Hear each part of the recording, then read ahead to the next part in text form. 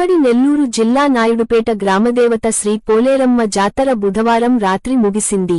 నాయుడుపేట పట్టణంలోని గడియారం సెంటర్ వద్ద వెలసి ఉన్న గ్రామదేవత శ్రీ పోలేరమ్మ జాతర ముగింపు వేడుకలలో భాగంగా బుధవారం సాయంత్రం ప్రత్యేక రథంపై పట్టణ పురవీధుల్లో ఊరేగింపుగా నిమజ్జనానికి తరలించారు.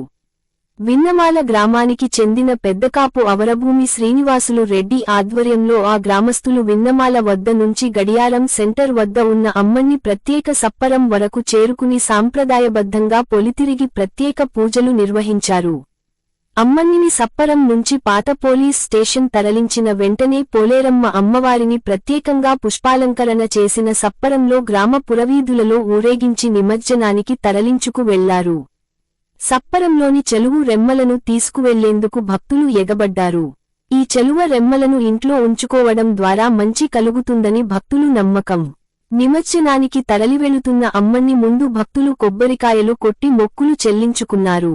ఈ సందర్భంగా ఏర్పాటు చేసిన డీజే యువతను ఎంతగానో ఆకట్టుకుంది. ఊరేగింపులో యువత కేరింతల కొడుతూ పాల్గొన్నారు. జాతర ముగింపు వేడుకల్లో వేలాదిగా భక్తులు తరలి రావడంతో పట్టణ పురవీధులు కిక్కిరిసిపోయాయి.